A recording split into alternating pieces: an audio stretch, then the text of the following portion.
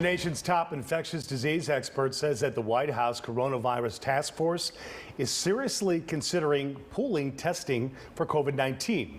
Dr. Anthony Fauci told the Washington Post that the nation's current approach to testing, in his opinion, is not working. He explained that pool testing works by mixing several samples together, and then the pooled sample is tested with one diagnostic test.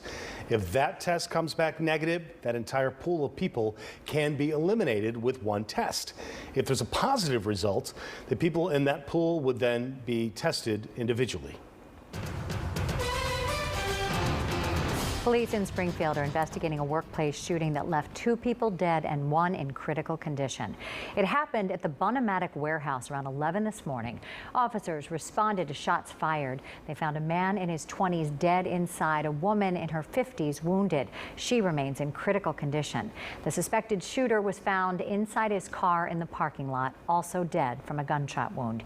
He's identified as Michael Collins of Springfield, and police say they believe he knew his victims.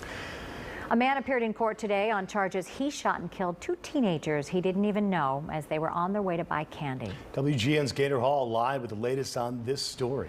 Gaynor. Hi, Dina and Pat. The 19-year-old gunman in this case now being held without bail after tips from the community helped to identify him. 17-year-old Jayshawn Francis and 16-year-old Charles Riley were friends and students at Hyde Park High School. They didn't know Leroy Battle, but police say a brief encounter with him on Saturday ended with deadly gunshots. Francis and Riley were with another friend after a trip to the mall. They walked to a gas station to get candy. That's when they saw Battle in line. Prosecutors say the friend who witnessed the shooting noticed Battle had a gun in his waistband. He told his friends that and then asked Battle about his height, saying he wished he was as tall so he could play basketball.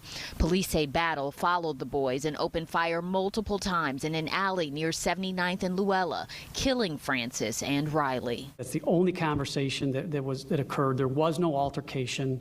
There was nothing that would have set off Battle to be angry at these kids. They literally, he's about 6'3", 6'4", and they literally just asked him how tall he was because he is extremely tall. I know it doesn't make any sense, and so just imagine how the parents feel. Police released surveillance footage of the gunman who was wearing a dark hoodie, whitewashed jeans, and only one shoe, and prosecutors say he walked with a noticeable limp.